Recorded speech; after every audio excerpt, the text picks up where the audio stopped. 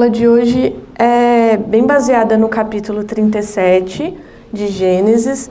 Então, se vocês quiserem deixar aberto já, direto em Gênesis 37, que eu vou pedindo para vocês me ajudarem e complementando com o texto, tá bom? Acho que era isso que eu precisava avisar. Vamos lá, vou começar com 37, 1 e 2. Já que vocês estão abrindo aí, eu vou começar a ler.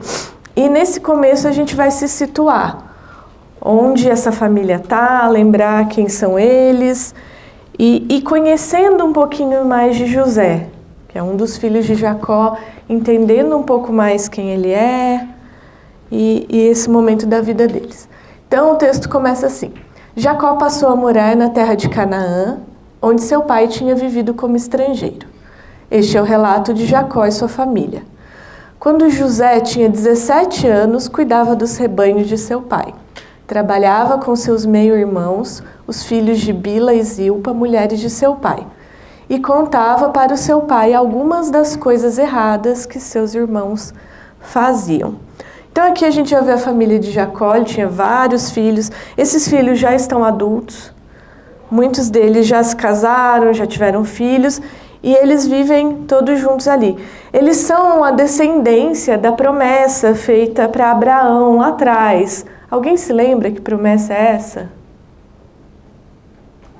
Ser uma grande nação, né? A partir desse filho. Ser uma grande nação. Então, Abraão, Isaac, agora a gente já está em Jacó e os seus filhos. Então, essa é a promessa. E esse grupo, ele realmente está crescendo. O livro fala que são cerca de 70 pessoas, assim, é um grupo, e assim, 70 pessoas da família, porque existem servos, existem trabalhadores ali, então já é um grupo grande. E a gente começa aqui a conhecer José. Então aqui diz que José era um adolescente, 17 anos, assim, tá ali, e já dá uma característica sobre ele, né? Deixa eu passar aqui que a gente vai vendo as informações. Então a gente viu que a família está crescendo, é a descendência de Jacó. José é uma coisa importante. Vocês lembram que Jacó teve várias mulheres ali, filhos com cada uma delas, tem Lia também. E José é o primeiro filho de Raquel, o amor da vida de Jacó. Então, ele era diferente, ele era especial. E é um filho gerado na velhice, né? Jacó já era mais velho. E aí o que eu acho mais importante ali, que já vai dando pra gente umas características de quem José era e da relação vivida ali, é essa frase no final. Contava para o seu pai algumas das coisas erradas que seus irmãos faziam. Tem uma outra versão que fala contava a má fama dos irmãos. Legal, né? Para se relacionar. Já jogaram ali, fofoca. Pois é. Mas imagina, irmãos não fazem isso, né? Ainda mais aqui, né? Ninguém faz isso. Imagina só. E José tinha vários irmãos, né? Então eu imagino que ele tinha várias histórias para contar para os pais, porque lembra que a gente já ouviu várias histórias complicadas desses irmãos. Casos meio até tenebrosos, né? Entre eles. Então ele tinha bastante coisa para ir lá contar para o pai dele. Então a gente já começa a ver que tinha alguma coisa diferente nessa relação. E o texto continua. O versículo 3 fala: Jacó amava José mais que a qualquer outro de seus filhos. A gente já começa a perceber mais coisas aqui. Pois José havia nascido quando Jacó já era idoso. Por isso, certo dia, Jacó encomendou um presente especial para José, uma linda túnica. Os irmãos de José, por sua vez, o odiavam. Já está claro aqui. Não tem nenhum floreio nem nada. É isso, é ódio. O odiavam, pois o pai deles o amava mais que a todos os outros filhos. Não eram capazes de lhe dizer uma única palavra amigável. Família legal, hein? Tranquilíssimo, né? Aqui a gente já é contextualizado, mas por completo. O favoritismo era explícito, né? Escrachado, boa palavra. Então aqui, fui no meu arquivo de imagens para o Kids e encontrei uma boa representação dessa túnica. Então, o filho da velhice era o apego, o preferido. Mas é o preferido assim, porque irmãos têm aquele jeito de falar, meu irmão é preferido, né? Meu irmão mais velho é o preferido, meu irmão mais novo é o favorito. Sempre tem isso. Tô vendo o Dani e a Lu ali já olhando um pro outro. Toda a família tem. A minha também tinha, eu também sei quem era a favorita da minha casa. E a gente nunca acha que é a gente mesmo, né? Que é sempre... Nunca somos nós, é sempre o nosso irmão. Mas o que a gente vê é sempre que às vezes o pai tem mais facilidade de lidar com o filho, a mãe com o outro, e aí isso fica aparentando um favoritismo. Mas isso não é o correto. Mas aqui Jacó parece que não estava nem aí, os filhos percebiam isso, que era o que gerava o ódio, né? Esse moleque, porque eles já são mais velhos, esse moleque é o favorito. Esse dedo duro sem vergonha, aqui tá por cima. E lembra que a gente viu que eles não falavam nenhuma palavra boa, nunca eram capazes de dizer uma palavra amigável. Então, deve ser sido isso ou até pior, né? O que eles diziam sobre esse irmão. Então, a gente já é apresentado para uma família que não tem um bom relacionamento e José não é olhado com bons olhos. E aí ele ganha uma túnica. E o livro que a gente está acompanhando, o autor fala, a predileção tinha cor, na verdade, muitas cores. Então, além dos atos e que já era muito explícito esse favoritismo, Jacó escolhe presentear José e dar a ele assim, o símbolo dessa predileção. Ele é o favorito mesmo. Eu não sei se vocês já viram representações do povo naquela época. As roupas eram assim, do dia a dia? Tinha um simbolismo especial essa túnica, né? Tinha. Mas vocês lembram? O que eles faziam? Qual era a profissão dessas pessoas, normalmente? Vocês se lembram? Pastor de ovelhas. Então, plantio. Isso, agricultura, plantio. Essa não era uma roupa para esse tipo de trabalho. A gente começa a perceber. Então, o favoritismo é materializado ali na túnica. Ela é colorida, ela é chamativa, ela é especial. Esse traje era mais caracterizado em roupas festivas. Era um material caro. Não era uma coisa para ficar se usando ali no campo, cuidando de ovelhas. Imagina, cuidar de ovelhas não é um trabalho fácil, eles tinham que andar muito pelo deserto. Então era a roupa especial para o filho especial. Tudo especial ali. E tá bom, esse é o contexto, é isso, tá na cara, tem ódio, tem favoritismo. Mas essa história de filho preferido não é a primeira vez que a gente vê isso. De um favoritismo, de ser predileto. Porque Jacó, esse que está olhando para José como seu favorito, ele passou por isso na casa dele. Vocês se lembram disso? Ele era o favorito da sua mãe, enquanto Esaú, seu irmão, era o favorito do seu pai. Ele mesmo sofreu com esse problema em casa. Ele foi uma vítima ali do favoritismo. Ele conviveu com uma família que tinha isso. E mesmo assim, ele repete. Vocês lembram qual era a história, mais ou menos, de Esaú e Jacó? O que Jacó fez contra Esaú? Vocês lembram? Primogenitura. Roubou a primogenitura. Toda uma história de engano, de mentira. Então, Jacó viveu isso e continua fazendo isso. Ele repetiu o erro dos seus pais. O livro traz essa frase: repetir o passado não é uma imposição da vida. Às vezes a gente é ensinado que essa família faz isso e como meus pais fizeram, eu vou fazer também. Esse é o erro que a família traz. E não é bem assim. Na verdade, não é nada assim. A gente precisa aprender com os nossos erros. E, se possível, aprender com um dos outros também. Não é porque a gente não precisa passar pela mesma situação que a gente sabe que é errado, para entender que é errado e falar, tá, não vou fazer mais. Não, a gente tem a capacidade de discernir as situações. Deus nos dá sabedoria, a gente tem instrução, a gente tem acesso à palavra de Deus. A gente não precisa repetir os erros dos nossos pais ou de quem quer que seja. A gente recebeu uma vida nova com Cristo. Então, essa história de, estou preso a isso, não, você não está preso.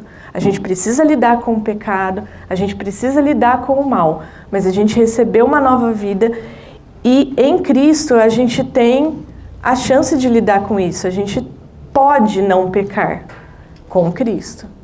Então, nós somos livres. Deixei umas referências aí para ler. Aliás, alguém pode ler, por favor, esse de 2 Coríntios 5:17, por favor? Portanto, se alguém está em Cristo, é nova criatura. As coisas velhas já passaram e eis que se fizeram novas. Então, a gente não está preso a isso. Jacó teve experiências, Jacó viveu coisas ruins, mas viveu coisas boas também. Ele estava vendo a promessa de Deus na família dele acontecer. Ele não precisava repetir isso. Ainda mais porque estava tão claro que havia ódio ali entre os seus filhos, ele não precisava repetir isso. E nós também não estamos fadados a repetir. A gente pode lidar com o nosso pecado. Então, o texto continua, né? E aí a gente vai entrar numa parte diferente, falando sobre sonhos. E aqui o texto diz, certa noite José teve um sonho, e quando acordou, ficou faltando uma palavra, contou a seus irmãos, eles o odiaram ainda mais. Ok, o que será que teve nesses sonhos para que ele fosse mais odiado ainda? Trouxe aí as figuras do Kids. Vou contar para vocês, então, o primeiro sonho. E aqui eu até anotei, José não se ajuda, né? Ele já é odiado pelos irmãos, ele já é fofoqueiro, ele vai lá, ele podia não falar nada do sonho, mas ele vai lá e conta. Ele é meio sem noção, né? Um pouco. Não sei se é pela idade que ele tinha ainda, vendo esse favoritismo do pai, vou contar. O primeiro sonho tem a ver com feixes de trigo. Ele falou que ele sonhou que eles estavam no campo ali com os feixes de trigo e o feixe dele se levanta, fica de pé e os dos irmãos se curvam diante dele. Olha que sonho interessante para vocês contar para os seus irmãos mais velhos que já te odeiam. E ele vai lá e conta. E aqui a gente tem a reação dos irmãos. Eu vou pedir que alguém leia, por favor. Seus irmãos responderam, você imagina que será o nosso rei? Pensa mesmo que nos governará? E o odiaram ainda mais por causa dos seus sonhos e da maneira como os contava. E da maneira como os contava. Então não é só sonhar, é o jeito como ele contava. Porque o sonho era esse, os irmãos se curvando diante dele. O irmão mais novo, que está ali, né, coroado como favorito, nem trabalha direito, né, que está com aquela roupa toda especial, e falando isso. E é isso, você imagina que você vai ser o nosso rei. Para eles isso era absurdo. E aí, ok, então parou por aí. Não, José teve outro sonho. E aqui vocês pegam, são referências do dia a dia, né? Eles trabalhavam no campo, sonhou com feixes.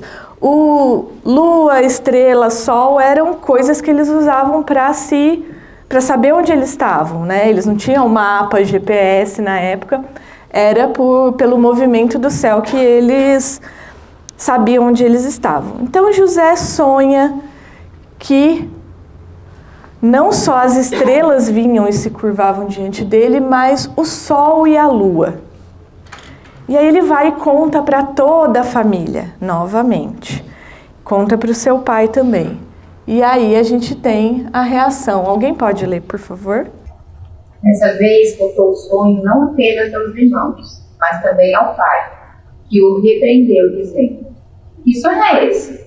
Por acaso eu, sua mãe e seus irmãos iremos e nos curvaremos até o chão diante de você? Porque aí tem a lua e o sol, né? Então, a representação da família inteira ali se curvando diante de José. Fala, que menino complicado de lidar, hein? E aí, o texto continua. Os irmãos de José ficaram com inveja dele, mas seu pai se perguntou qual seria o significado dos sonhos.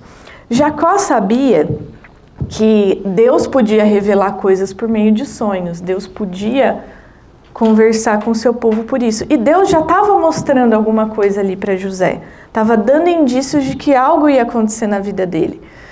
Só que José é um menino que não sabe nem contar os sonhos para os irmãos, que está se aproveitando de uma vantagem que ele tem na família. Ele precisava de orientação. Eles podiam sentar e conversar sobre esse assunto. E Jacó sabia tanto que ele ficou pensando sobre. Ficou ali, mas em nenhum momento fala que ele parou e foi perguntar para Deus o que o Senhor está querendo dizer com isso. E Jacó era para ter uma boa relação com Deus, né? Só que ele não entendia, parecia um sonho estranho. José era um adolescente. Eles viviam ali num contexto de rebanho, não tinha por que José ser o maior entre eles ali, e nada disso. Mas, né, vamos seguindo a vida. Certo dia, esse é o trecho maior, do 12 ao 31, a gente vai ler um versículo ou outro, mas eu já vou contextualizar. Um dia, Jacó pede para José ir até os irmãos estavam cuidando do rebanho num lugar distante, e Jacó pede para José ir lá e ver como eles estão, se está tudo bem, e trazer notícias para Jacó. Olheiro. Ele já era O pai também não ajudava, né?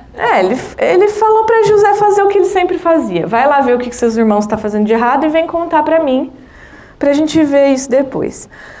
José ali no meio do caminho se perde, porque os irmãos estão mais longe ainda, mas ele vai atrás deles mesmo assim.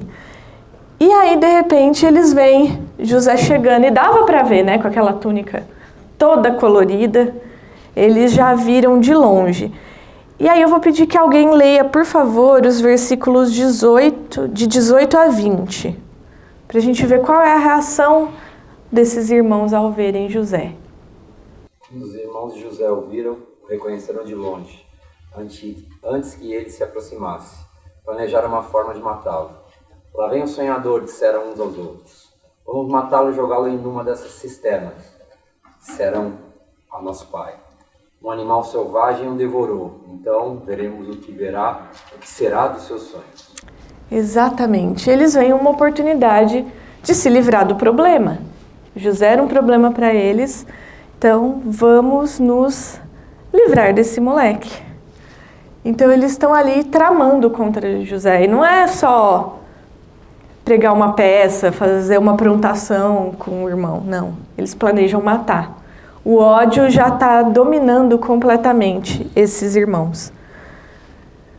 E aí a gente vai ouvir aqui sobre Rúben. Rúben, um dos irmãos, tem uma reação. E a gente vai ver isso nos versículos 21 e 22. Outra pessoa pode ler, por favor? Mas Rúben, ouvindo isso, livrou das mãos deles e disse: Não lhe tiramos a vida. Também disse Rúben: Não derramei sangue, não saiam nessa cisterna que está no deserto, não ponhais mão sobre ele. Isto disse para o livrar deles, a fim de o restituir ao pai. Quem era Rúben? Vocês lembram? Alguém lembra de alguma história sobre Rúben, esse filho mais velho? Rúben fez uma coisa assim de destaque, um destaque ruim. Dormiu com a concubina. Dormiu com a concubina de seu pai. Uma das mulheres, mãe de um dos seus irmãos ali, que estava ali com ele. Então Rúben tinha uma questão ali para resolver com o pai. A fama dele já não estava boa, imagino que José também contava coisas sobre ele. Rúben tinha esse passado de ter se deitado com uma das mulheres do seu pai, e aqui parece que ele quer dar um jeito, ele é o mais velho, ele se impôs ali para melhorar a situação dele, porque realmente matar o irmão era uma coisa muito séria, e ainda mais o favorito ali. E aí a história continua, né? Eu queria que alguém lesse, por favor, o 23 e o 24 agora. Chegando José, seus irmãos lhe arrancaram a túnica longa, agarraram-no e o jogaram no poço, que estava vazio e sem água. Eles arrancaram a túnica, o símbolo do favoritismo, do amor do pai por ele. O ódio era maior do que a túnica, mas a túnica ali representava a coroação do filho favorito, do mais cuidado e tal. Então eles arrancam esse símbolo e tiram, mas a história continua ainda. Eles vão escolher o que dá mais vantagem para eles nessa situação. Para quem já está planejando matar, qualquer outro plano ali. Então vamos, por favor, alguém lê o versículo 25 ao 27. Mais tarde, quando se sentaram para comer, viram ao longe uma caravana de camelos vindo em sua direção. Era um grupo de negociantes ismaelitas que transportavam especiarias, bálsamo e mirra de Gileade para o Egito. Judá disse aos seus irmãos: o que ganharemos se matarmos nosso irmão e encobrirmos o crime? Em vez de matá-lo, vamos vendê-lo aos negociantes ismaelitas. Afinal, ele é o nosso irmão, sangue do nosso sangue. Seus irmãos concordaram. Ah, que bonzinhos. Não vamos mais matar. Vamos vender. Isso se chama tráfico humano. Também não é algo certo a se fazer, tá bom? Se alguém tem dúvida, não faça isso. Então, ele é sangue do nosso sangue, não vamos matá-lo. Vamos vender o nosso irmão. E eles conheciam esse tipo de comércio. Eles sabiam que o irmão não ia ficar aqui, era um problema que iria para longe, eles iam resolver. E ainda poderiam ganhar um dinheiro ali, né, com isso. E acabar com o motivo do ódio ali entre eles. Pronto, resolveremos o problema. Mas vou pedir para alguém ler agora do 28 ao 30, por favor. Sendo, pois, os mercadores midianitas, tiraram e alçaram José da cova e venderam José por 20 moedas de prata aos ismaelitas, os quais levaram José ao Egito. Voltando, pois, Rubem à cova, eis que José não estava na cova. Então rasgou as suas vestes. E voltou a seus irmãos e disse: o menino não está, e eu aonde irei? Então a gente vê aqui que Rubem saiu por um momento, enquanto isso os outros irmãos resolveram isso, sem Rubem estar ali. Mas lembra que Rubem era o mais velho, então tem uma questão aí de que ele não tem o respeito dos irmãos. Por mais que ele jogou ali de não vamos matar, eles até ouviram essa sugestão, porque encontraram vantagem nisso, ele não tem esse respeito. E ali ele perde a chance de melhorar a sua imagem com o pai. E ele chega a rasgar as vestes em desespero. Aí você fala, nossa, ele queria cuidar do irmão, né? Coitado. Mas talvez não seja bem isso. Ele perdeu a chance dele com o pai. O interesse próprio dele era melhorar a sua imagem com o pai. E o livro que a gente estuda diz que um escravo era vendido por 30 moedas e eles vendem ele a 20. Então nem o preço correto eles dão, eles só querem negociar, é isso, acabou, foi, vamos seguir a vida. Ok, conseguiram. José foi vendido e foi para o Egito, foi para longe. Acabou o problema para esses irmãos. Só que não, né? A vida continua ali para eles também. E eles precisam lidar com o pai, porque esse plano não afetava só José. José não era a única causa do ódio. O pai também era. Porque se a gente pensar, José não era o favorito sozinho. Alguém tinha que ter predileção por ele, e era o pai. Então, isso afetava esse pai também. O plano deles envolve enganar Jacó. Então, também agiram contra Jacó. O enganador é enganado. Por que Jacó era conhecido como enganador? Porque enganou o pai, depois enganou o sogro. Ele tinha esse mau hábito de enganar as pessoas. E nessa hora, a história vira contra ele. Ele enganou o seu próprio pai, ele se passou pelo seu irmão para conseguir o direito de primogenitura. E aqui, o que ele está ensinando para os filhos dele? O que esses filhos aprenderam com esse pai? Eles aprenderam a enganar também. Eles estavam replicando direitinho. Olha que enredo eles estão preparando. Porque a gente vai ler aqui adiante, que alguém pode ler, por favor, versículo 31. 31 e 32. Então os irmãos mataram um bode e mergulharam a túnica de José no sangue do animal. Enviaram a linda túnica para o pai com a seguinte mensagem: veja o que encontramos. Não é a túnica do seu filho?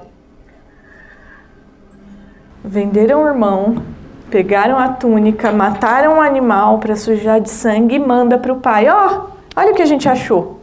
Será que não é do seu filho? Gente, eles conviviam com aquele menino passando com aquela túnica o tempo todo. Eles sabiam de quem era a túnica, não tinha nem porquê, mas eles estão armando tanto que até as falas eles combinam, né? Até o que ia ser falado tá ali combinando. E Jacó colhe o que ele semeou. Se ele ensinou os filhos a enganar, é isso que ele está recebendo. Ele está recebendo engano. Ele teve a oportunidade de ensinar temor a Deus. Ele teve a oportunidade de ensinar coisas boas para esses filhos, porque ele viveu isso. E, ao contrário, eu queria que vocês me ajudassem aqui a perceber quais as coisas que a gente percebe nessa história toda. Eu listei aqui algumas coisas: engano, mentira, dissimulação. Alguma outra coisa ressalta para vocês? Manipulação. Inveja. Pus aqui insensibilidade, desrespeito. Mais alguma coisa? Falta de união. Falta de união, orgulho. Só coisas boas, hein? Cara, é uma família. A gente está falando de uma família. Uma família que conhece o Deus de Israel. Uma família escolhida para ser a descendência da promessa. E é com isso que a gente está lidando, com todas essas coisas. Jacó, ele recebe essa túnica e fala aqui no versículo 33, eu vou ler agora para vocês. Ele reconheceu e disse: é a túnica do meu filho. Um animal selvagem o devorou. José foi despedaçado. Então a história funcionou. Jacó acreditou naquilo e o que ele faz? Então Jacó rasgou suas vestes, vestiu-se de pano de saco e chorou muitos dias por seu filho. Todos os seus filhos e filhas vieram consolá-lo. Olha só, eles enganam e ainda vêm fazer parte da cena ali da tristeza. E ele diz para eles: não, chorando descerei à sepultura para junto de meu filho. E continuou a chorar por ele. A predileção de Jacó por José é tão grande que nesse momento ele nem pensa que ele tem uma família com outros filhos. É claro que nenhum filho é substituível, mas ele perdeu o seu favorito e nada mais importa para ele. Ele quer chorar e lamentar a morte desse filho favorito. Que história complicada, né? E quando a gente traz pra gente, o que a gente tem ensinado? Eu sei que essa lição lida muito com família. Quem tem filhos, o que vocês têm ensinado para os seus filhos? Mas quem não tem filhos, o que a gente tem testemunhado para as pessoas à nossa volta? O que as pessoas têm aprendido com a gente? Porque a gente foi colocado em lugares, cada um aqui tem o seu trabalho, tem um lugar de atuação, e a gente exerce influência para as pessoas, mesmo que a gente não seja chefe, a gente convive com pessoas. E nós somos filhos do Deus vivo. Nós conhecemos o Evangelho, a palavra de salvação. o que a nossa vida tem mostrado para os outros. Porque Jacó não sentava ali com seus filhos e hoje eu vou ensinar vocês a enganarem os outros. Não era assim. Os filhos aprendem com o exemplo. Não é, filho, vamos sentar aqui, hoje eu vou te ensinar a amar. Não, você ensina a amar amando. É com o exemplo. E olha tudo que esses filhos tramaram. Eles tiveram muitos anos para aprender com Jacó a ter esse comportamento. E a gente já vem ouvindo histórias ruins dessa família. Já faz um tempo aqui. São muitos capítulos sobre isso. E a gente precisa refletir sobre isso. O que a gente tem ensinado? Qual tem sido a nossa atitude diante das pessoas? E o que as pessoas aprendem com a gente? O que elas veem através dos nossos atos? Da nossa reação com qualquer coisa aos problemas. Porque se a gente tem uma palavra de esperança e vive com essa esperança de vida eterna, de perdão de pecados, o nosso dia a dia transparece isso? Ou a gente se desespera como se a gente não tivesse uma rocha onde se firmar? Nós não somos melhores que eles, a gente precisa se lembrar disso também. Todo o potencial de pecado que eles tiveram de planejar matar o próprio irmão, alguém do seu sangue, infelizmente a gente tem também. Eu deixei um versículo aqui que Paulo fala sobre o mal que habita em nós. A gente luta para fazer o que a gente quer, o que é certo, mas é uma luta e a gente acaba fazendo o que é errado. Então a gente precisa se lembrar disso. E lembra que eu falei de a gente aprender com os erros dos outros? A gente tem aqui o relato de uma família, das consequências de tudo isso, de engano e mentira. A gente não precisa passar por uma situação dessa para aprender que isso é errado. A gente precisa lidar com as nossas dificuldades, com os nossos dramas. Cada um aqui tem uma dificuldade, pode ser diferente do outro, uma luta individual com algum pecado. Mas a gente tem a chance de não cometer esses erros, ainda mais ter atitudes como os filhos de Jacó.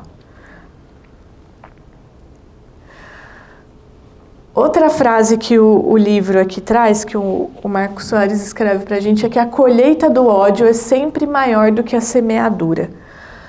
A gente vê que Jacó enganou o próprio pai, lidou com as consequências ali, mas o que ele foi colhendo de ensinar isso para os filhos foi muito maior. Porque aqui a gente está vendo essa história de engano, de planejar a morte, de tramar contra o irmão, de enganar o pai novamente, de fingir e lidar com uma morte que não aconteceu, mas com a venda de uma pessoa. Então, isso trouxe consequências. E a gente conhece essa família.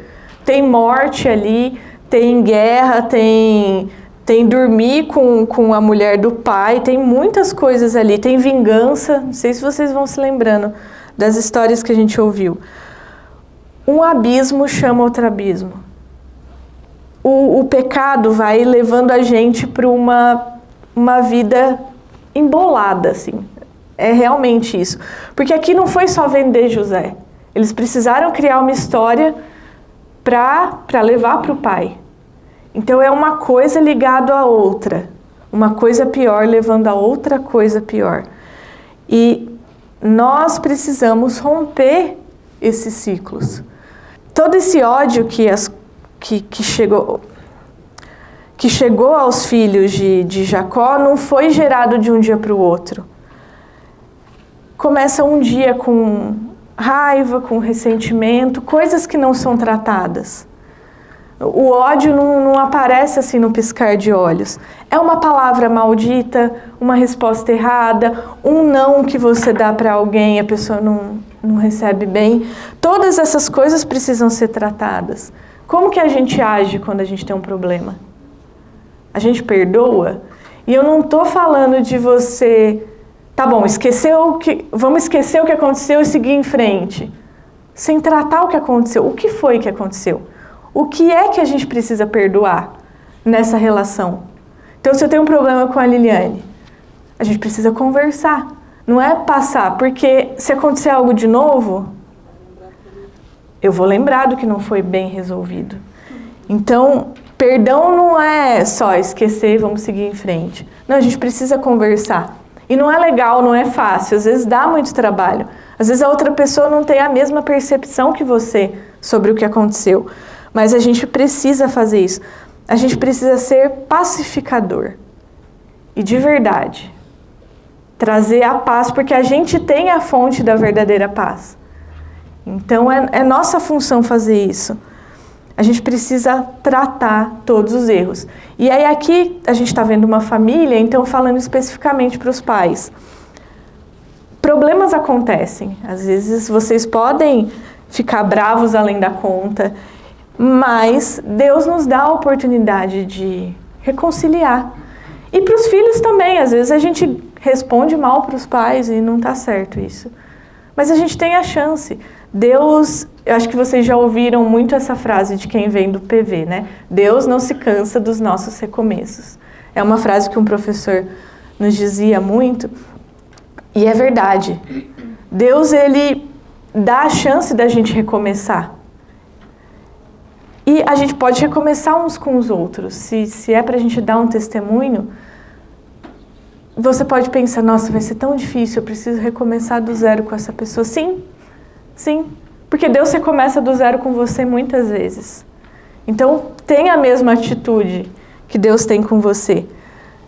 E trate das coisas, por mais difíceis que elas sejam, e a gente precisa olhar para o nosso coração à luz da palavra de Deus. A palavra de Deus é verdadeira, traz orientações para a nossa vida e a gente precisa avaliar as nossas ações. Olha a diferença que podia ter feito um desses filhos que estivesse levando a vida com Deus a sério, nesse momento em que eles estavam tramando o mal. E a gente tem a chance de ser essa pessoa que traz a paz onde a gente estiver. O nosso comportamento, ele revela o que tem dentro do nosso coração. Então, se a gente tem amor no nosso coração, a gente deve transparecer o amor. Se a gente tem paz, a gente leva a paz. As nossas atitudes, elas são coerentes com os nossos pensamentos. Você só age, você fala aquilo que você tem de conteúdo. Então, se você tem se alimentado da palavra de Deus, da palavra verdadeira, você vai transparecer isso. Mas agora, se sua mente só está sendo ocupada por coisas ruins, e aí, vamos avaliar bem. Eu não estou falando aqui que a gente precisa deixar de assistir uma série, de ler um jornal, de conviver com as coisas que tem no mundo. Não, a gente está aqui. A gente faz parte disso. A gente precisa aprender a dialogar com a nossa cultura. Mas a gente tem consumido muitas coisas que nos distraem, que tiram o nosso foco da palavra de Deus. A gente tem acesso. E aí aqui, como igreja, a gente tenta fazer isso ao máximo, né? A gente tem aqui uma aula com bom conteúdo, com bom material, a gente tem boas pregações, a gente tem pequenos grupos. E fora, um monte de outras coisas. A gente tem livros bons, com conteúdos que nos ajudam com as coisas mais difíceis que às vezes a gente não entende. Deus tem sido bom com esses autores para nos auxiliarem na caminhada cristã. E a gente não precisa também só demonizar a internet e tudo que a gente recebe dali, porque a gente recebe coisas ruins nas redes sociais, mas a gente também pode usar as coisas boas. Nossas aulas ficam gravadas no YouTube, mas outras igrejas também disponibilizam bons conteúdos. Autores, tem material bom. E se você tem alguma dúvida, pode me perguntar, pergunta para o pastor, os presbíteros, os outros professores, a gente pode indicar lugares onde a gente tem se alimentado para isso, porque a gente precisa ser esse instrumento, a gente precisa influenciar bem as pessoas que estão à nossa volta. É nossa responsabilidade, sim. E a partir disso, tendo uma boa régua, um bom parâmetro, a gente indo à palavra de Deus, a gente consegue avaliar nosso coração. Como os filhos de Jacó, a gente pode estar sendo mal, sendo invejoso, odiando alguém e tramando mal contra as pessoas. Mas a gente não tem desculpa. Vocês têm acesso à Bíblia. Vários de vocês foram lendo aqui os textos conforme a gente foi conversando. A gente tem a chance de fazer diferente, de romper todo esse ódio que o nosso coração é capaz de ter. e transparecer para as pessoas um amor. E assim as pessoas vão ter esse acesso também a Cristo, né? Por meio do nosso testemunho que elas podem conhecer a Cristo e ter Ele como o seu verdadeiro Salvador. O exemplo aqui é o mais importante. A gente está olhando para Gênesis com foco em famílias. A gente escolheu estudar esse livro com foco em famílias. É o ideal de Deus, certo? Quando a gente começou, se vocês pegarem as primeiras aulas, a gente vê que Deus tinha um plano para as pessoas. Um plano para o homem e para a mulher. Ele deu um papel para o homem, um papel para a mulher. Ele montou ali uma equipe que representaria a imagem dele aqui na Terra. Então, há um ideal, há um plano. Um ideal que foi manchado pelo pecado. E a gente está vendo, a cada família que a gente estuda, o quanto esse pecado está atrapalhando o que Deus fez de ideal. Trouxe problemas, discórdias, que está desestruturando o que era o plano perfeito do Criador. E a gente precisa lidar com isso. Como a gente lida com essas coisas? Porque às vezes a gente não pode fugir daquilo que já aconteceu. Se você é um filho de uma família desestruturada ou que aconteceu algo grave, como eu lido com isso agora? Eu posso não ter tido exemplos bons, mas a palavra de Deus me traz, me mostra e me ensina. O exemplo do pai pode não ter sido bom, mas a gente tem um exemplo de um pai amoroso e perfeito. Então, por mais que a vida traga questões complicadas, que a gente vê nessa família também, a gente tem a oportunidade de lidar e corrigir com essas dificuldades que a vida e o pecado têm nos apresentado. Então, volta para Deus. Para sermos bons exemplos, a gente se volta para Deus. É isso, voltar o nosso coração para a palavra de Deus.